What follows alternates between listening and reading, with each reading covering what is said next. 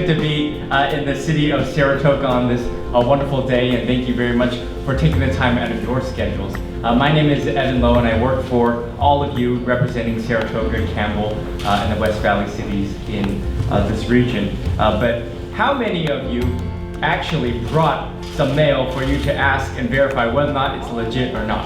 How many of you brought your a few hands? Well, I hope this is a series of a number of senior scam stoppers that we host in collaboration also with our Congresswoman Anna Eshoo to help provide you that opportunity. And the reason why I asked you if you brought your pieces of mail to verify in your emails, I printed out personally some of the emails I've received in the mail that my family has received, because I want to provide this to many of our public representatives to ask them too if they can help validate and to help tell us where this is coming from. Many of you will also see that you'll be recipients of calls. How many of you have received calls?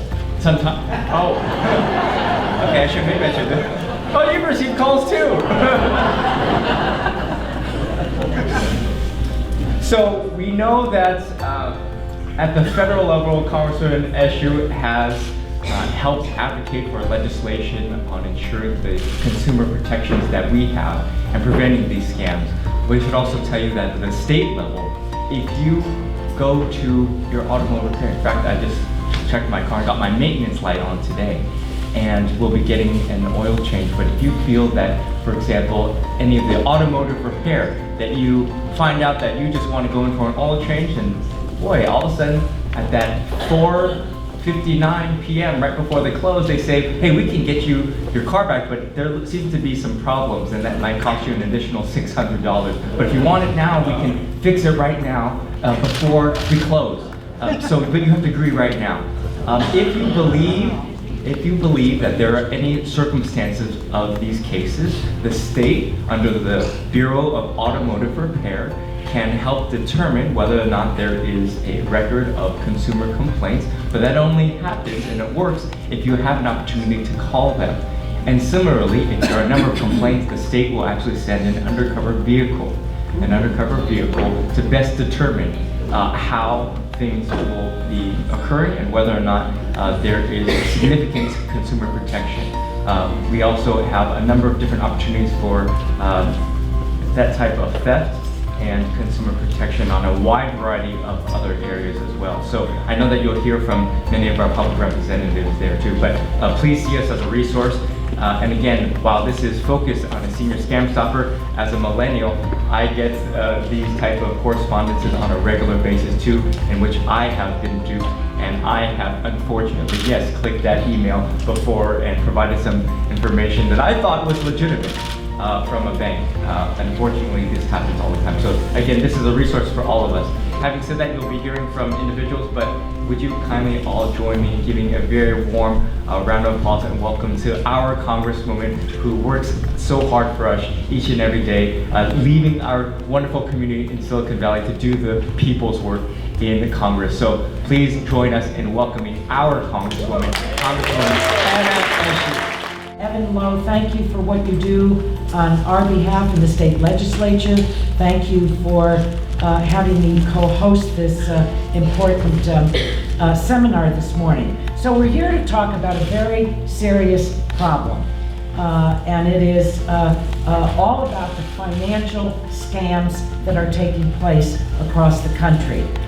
When Evan asked how many have been called, my hand went up as well. I think some people think that because you're an elected official, somehow you're left out of this. No, we're all in this. We're all in this. And it's a huge problem across the country because literally billions of dollars have been scammed, and mostly from seniors. And it centers in and around Social Security, Medicare, and so I want to just say a few things to you because if we can prevent this from happening to you, that's the best prescription. There are things that can be done after something happens, but what is most effective, it's like getting a penicillin shot. How's that? Everybody understands that, right? Now, these scammers are highly effective. They're highly effective, and their one purposeful intent is to, and they're ruthless. They're ruthless. They want to steal your personal information in order to line their pockets with your savings and your cash. You're going to learn today from a whole panel of experts. I'm not going to go through and name them all over again, but I want to thank you for making yourselves available and the information, knowledge is power in this. And so what they are going to share with you is going to be very important to you. In all of these cases, your personal information is key to these scams succeeding. Remember that. They can't succeed unless you give them any of your personal information. Do not respond to direct mailings or emails that claim to be from Social Security and seeking your Social Security number. Please remember that. If you're going to remember anything, remember that. Do not respond. Take it, throw it in the trash. It's not a compliment. And Social Security doesn't send these things out. Do not click on to any links of unsolicited emails. If it sounds interesting to you, get rid of sounding good. Get rid of sounding good. Press the delete button. Don't even open it because you're curious. You need to know that Medicare, Social Security, and the IRS do not pick up the phone and call you. If in fact you are suspect that you've been subjected to any fraud and you don't know what to do, call the office. As Assemblyman Lowe said, we work for you. You're the ones that pay our salaries, not only myself, but my staff, and there's a team in the office that can walk you through it, ask the right questions, get the answers from you, and be of all help to you. You can also report any suspected Medicare fraud to HHS, that's the Department of Health and Human Services, and they have a special line where you can file a complaint. But make no mistake about it, this fight to prevent, to detect, and to stop fraud really requires a partnership. And it starts with each one of us. So I hope what I've shared with you will remain with you. And share the information with others in your family, your friends.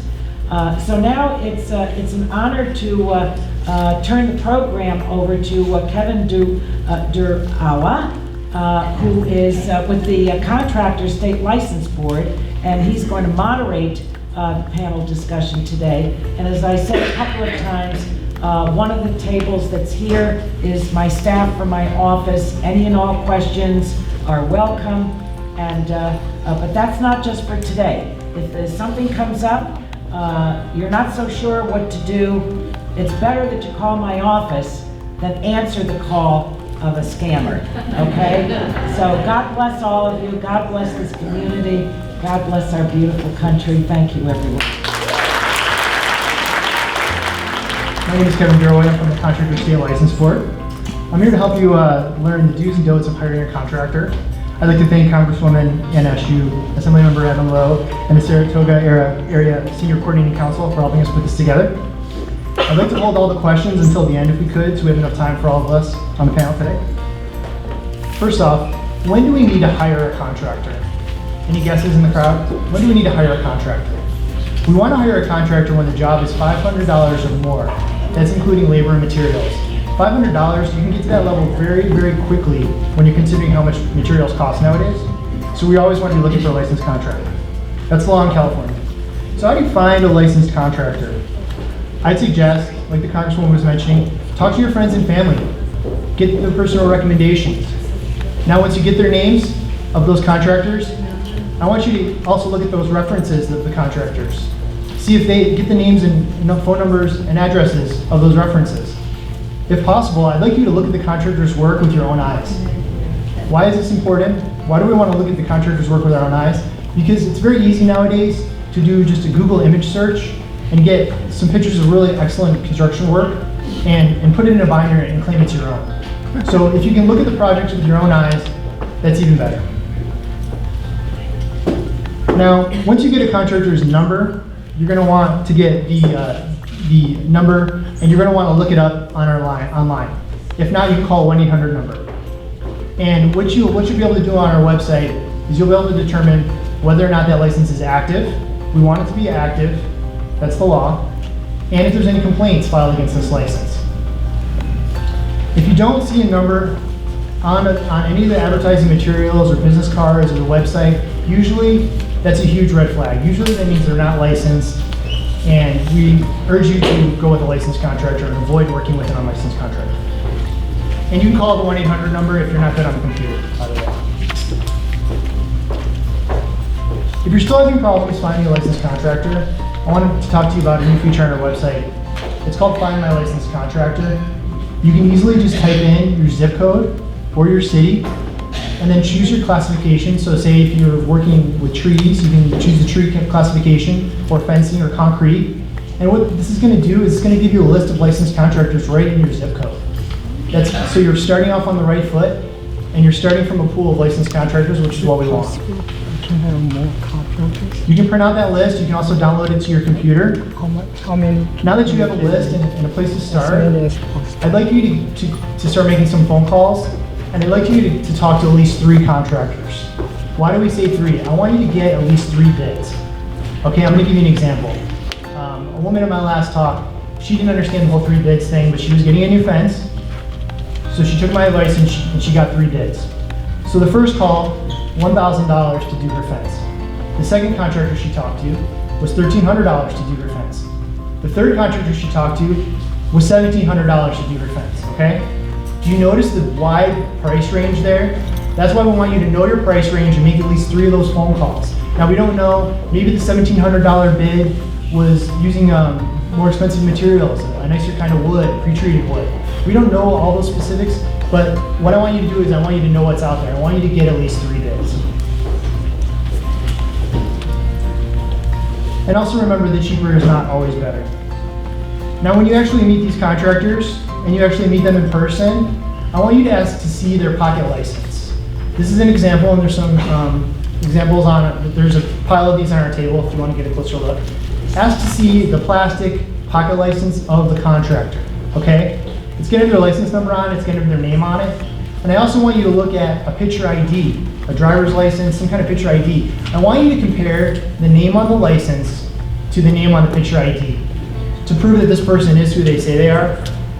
It's because we're getting people who are stealing other people's contractor numbers. We're asking you to put your contractor number on all your advertising and on the side of your van, so people are stealing the numbers, claiming it's their own.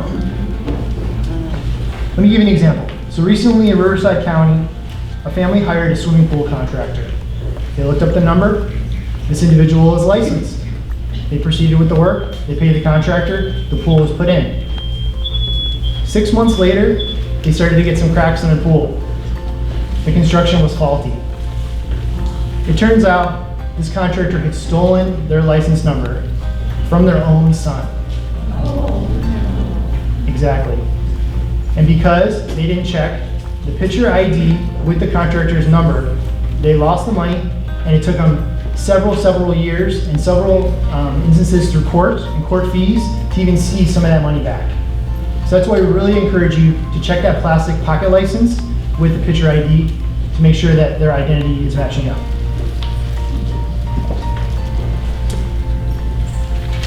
Now after you've confirmed the contractor is who they say they are, I mentioned to get the references and see that work in person.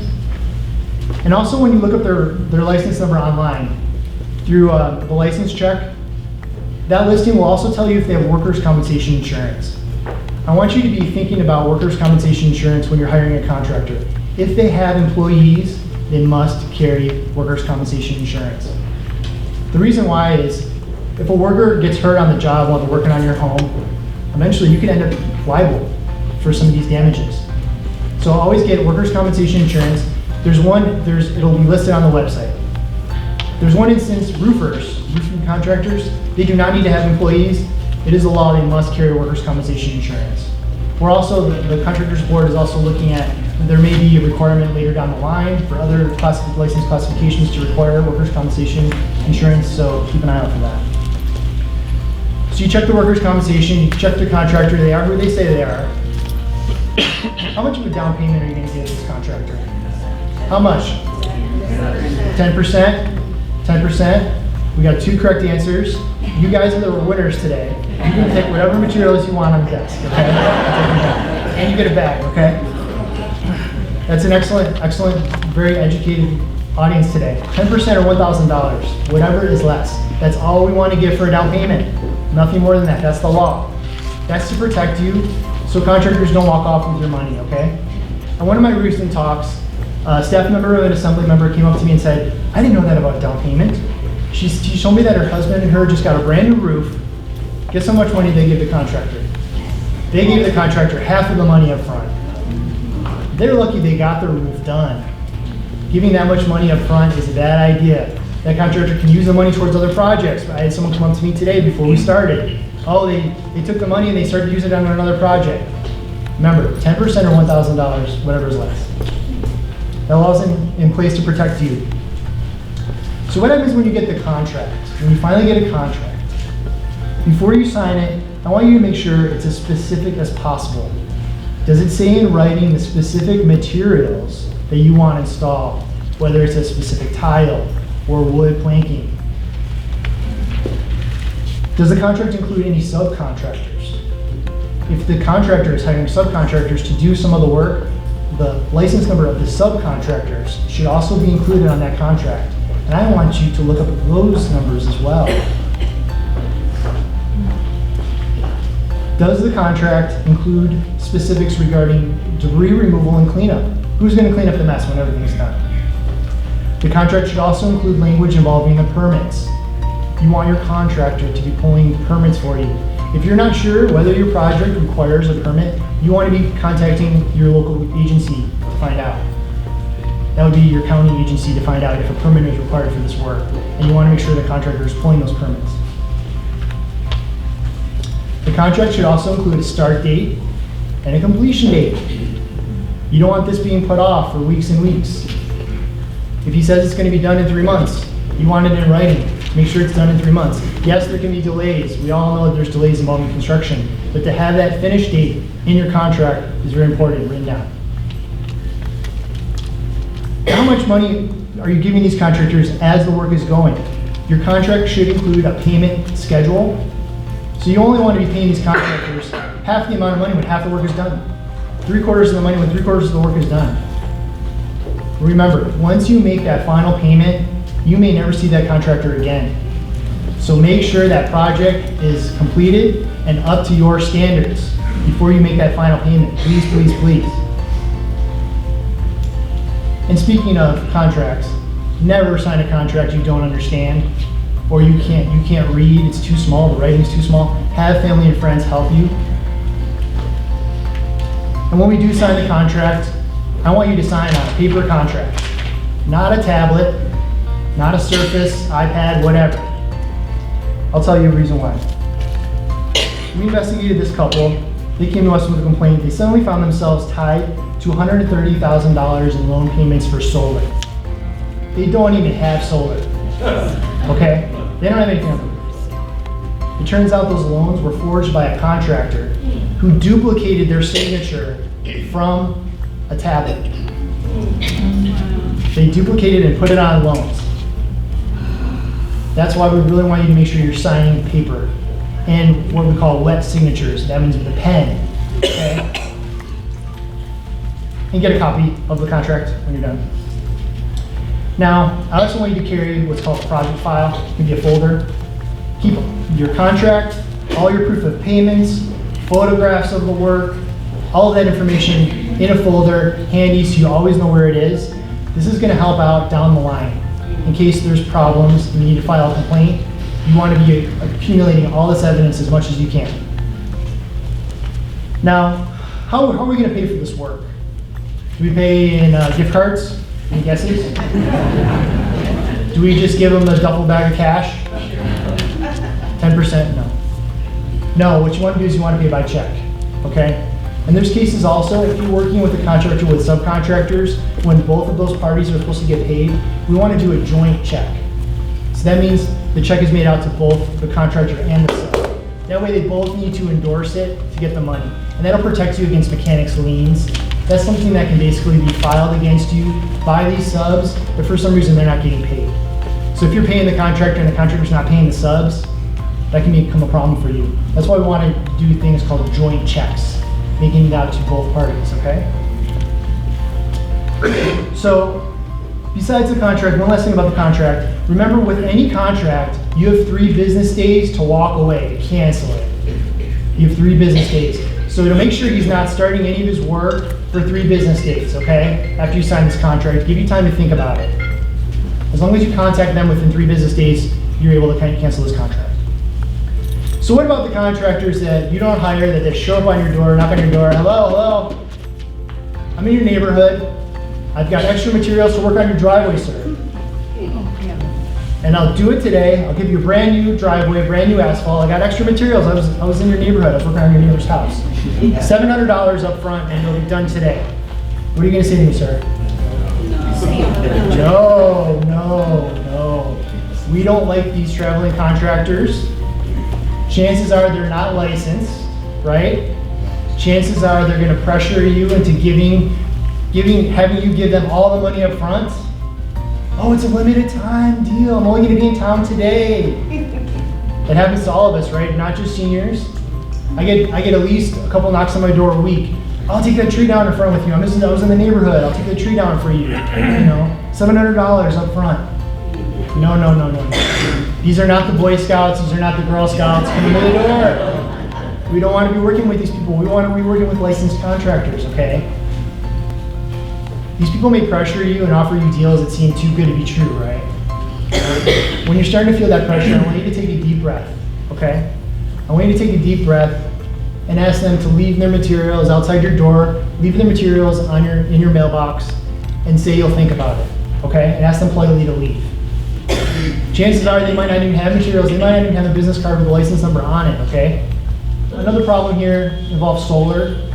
I always get a lot of questions about solar. Again, you don't want to get any solar from any traveling contractors. You also want to make sure that you're getting solar if you're going to be in your home for probably at least 5 years. You also want to be asking questions about solar. How much is this really going to cost me? Does it include installation? I would never get financing or loans from the solar company. I would investigate and look at your own financing options, okay?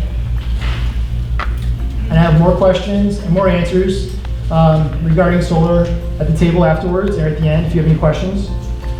And I'll pass it off to Captain Urena, the Santa Clara Sheriff's Office. Thank you, folks. So let's start off by doing a little, what I call an informal survey, okay? This is how it's gonna go. If you received a call or some type of scam related to these topics I'm gonna mention here, just raise your hand. Say something like your social security number has been frozen, will help you keep your money safe. Anybody? Okay, keep that hand up.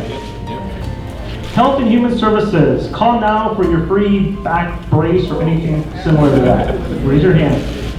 IRS imposter, there's a lawsuit against you for unpaid taxes. Yeah, right? Fake government grant offer, you're eligible for a government grant, raise your hand. And the last one, my favorite one, a bogus police, sheriff, or FBI, there's a warrant for your arrest for failing to appear in court, right? Anybody? So we're looking at maybe half of the audience have received one of these types of calls, right? And so, unfortunately, these are continuing to be a problem in the area. The number one scam, right, this year is, anybody want to take a chance? Social Security. Social Security Administration. And I believe Congresswoman Anna Eshoo mentioned it, right? And that is, a lot of these are occurring through the email, right? Clicking on that link and getting giving people this information that we otherwise would not be given, right?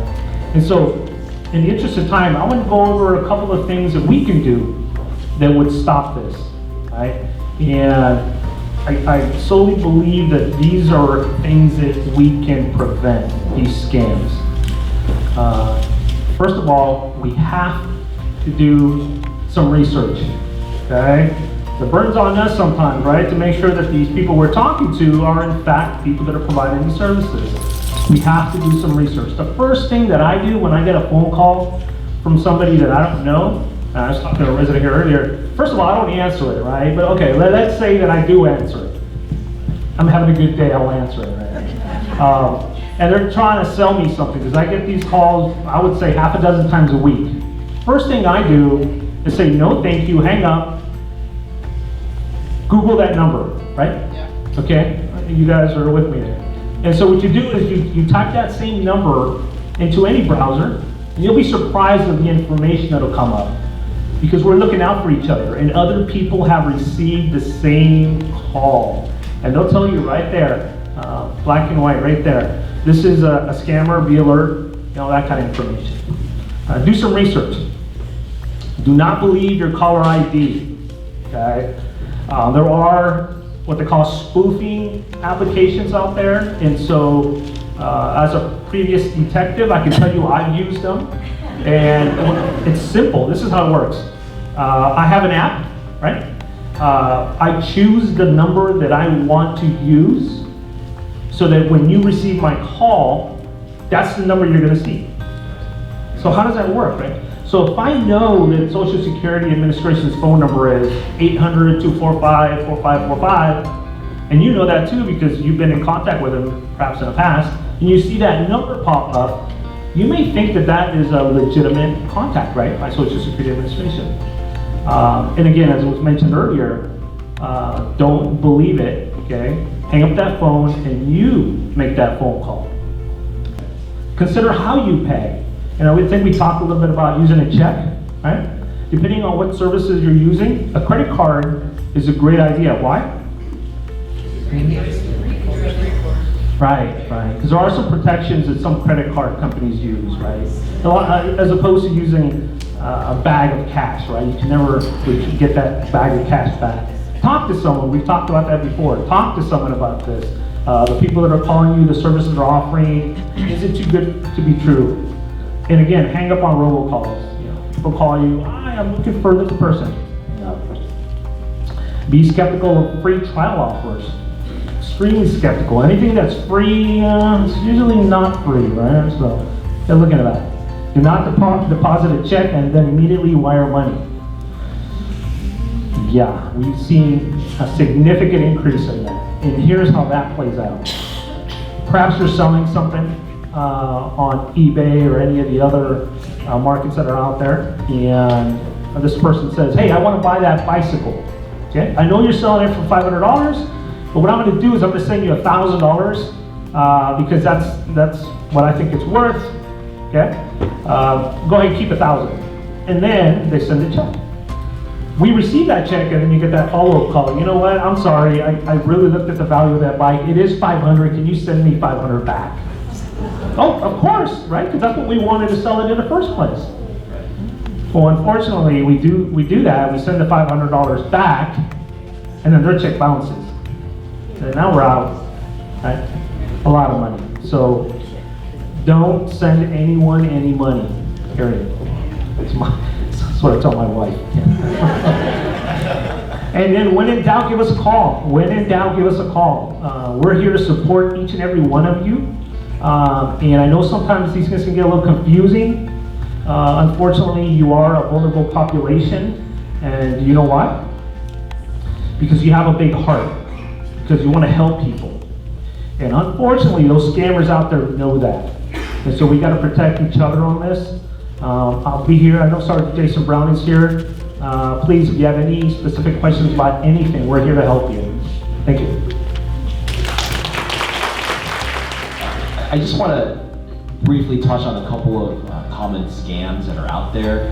I know that we talked about a lot of robocalls and contracting scams, but Just going back to the IRS a little bit though, I want to emphasize that if you have any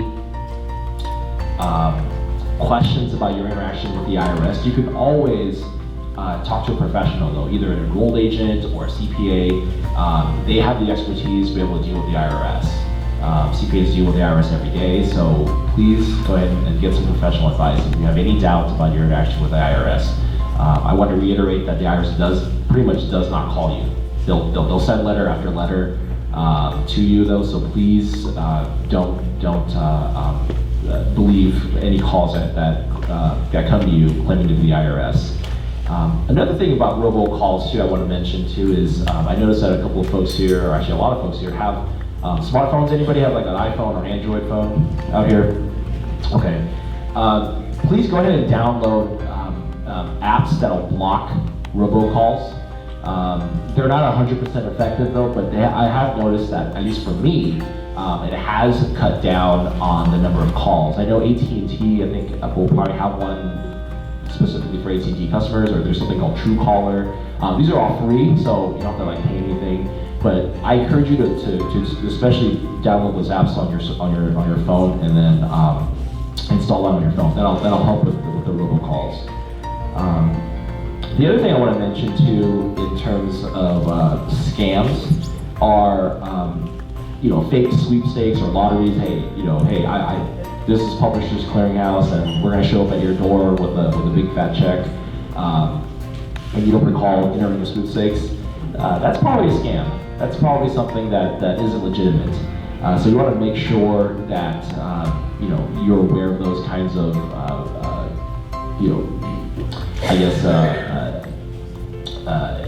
kind of windfall sweepstakes kind of things that happen.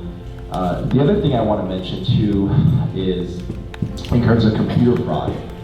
You'll also end up getting emails or calls from Microsoft or Apple and saying, hey, your account has been compromised, so we need information to unlock your phone or whatever. Be aware of those things too. They will not call you. Apple will not call you. I think they have better things to do, like sell the new iPhone 11 than call me. So be aware of those kind of scams too. And again, I want to reiterate about clicking links too. There are often instances where when you click on a link and a hacker will end up getting access to your computer and they'll lock it out. They'll literally hold your computer hostage. And so you cannot access any information. I've heard cities, municipalities have their computer systems totally hijacked by hackers for ransom. So you need to take security precautions with the technology that you use. So if you need to take a class, there's a lot of online resources about how these kinds of intrusions happen with your computer systems. So please take advantage of those resources. If you have like grandchildren, they probably know how to run a computer better than me probably. And I think I'm pretty savvy, but please take advantage of those resources. Postal inspectors investigate mail fraud because the crimes take place through the mail. The mail fraud statute was actually passed in 1872. The scams have changed some. It's really the technology that's changed. We work with both the district attorney's office and federal prosecutors to arrest and prosecute those responsible for mail fraud. Some fraud facts. As was stated earlier, there are no legal foreign lotteries in the United States. So if you get something saying congratulations, you won the Canadian or the Australian lottery, it's a scam. Your bank will never email you or call you asking for your account number. They've already got it. Do not wire money to people you don't know. And there are very few jobs that involve reshipping items and financial instruments. There's a number of scams that we've investigated where individuals will say, you've got an opportunity to work from home, we'll be shipping you high-end technology, we just need you to reship it. Many times that's going overseas. And what happens is we track down when victims start calling us, because sometimes there's credit cards that have been stolen, there's banking information that's been stolen, and all that material has been improperly purchased and then it's being shipped out. And then you're the one that's left holding the bag. We've also had cases where individuals have been setting up bank accounts for individuals and running checks and money orders to those accounts, and all those checks and money orders turn out to be counterfeit. Check your monthly bank statement for any charges you don't recognize. Retain your receipts and statements and packing slips reviewed for accuracy. And then how many here have a home shredder? Shred, shred, and shred again. Again, going back to these foreign lotteries, there's a couple things we've run across where, in addition to being contacted by mail or by phone, some of these overseas individuals have been recruiting seniors here in the United States, and we work cases here in Northern California where they're getting the seniors to help move the checks and the credit cards around and the money orders. And some of these seniors, we've actually had a couple have been arrested. And they'll try to send you, and the new wrinkle is, we know that there's taxes and fees associated with this lottery winning. We've sent you a $600 check. Put that in your bank, send us back $400. Again, that's a counterfeit check, it's a scam, don't fall for it. Another thing with the work at home scams that we're seeing is job applications online. Actually, our recruitment process now, much of the front end of the recruitment process is all online. So you have to do your research. But what the bad guys are doing is putting job applications out there and asking for your social security number and your date of birth. So anything like that. And the real key, as it was said earlier, is reporting. Fraud cases is the reporting that makes all the difference. Report it to postal inspectors if it's by mail. There's a number of other federal agencies that investigate these crimes. Report it to the sheriff's office, the police department, the DA's office. Now some tips, we also investigate mail theft, repair any damaged mailbox, or don't leave your mail in your mailbox overnight or on the weekends. Deposit your mail at the local post office or one of our big blue mailboxes before the last collection. And then again, shred and shred again. I've got materials and I'll be staying after. If anybody has any questions or concerns, feel free to come up and check in with me. Thank you.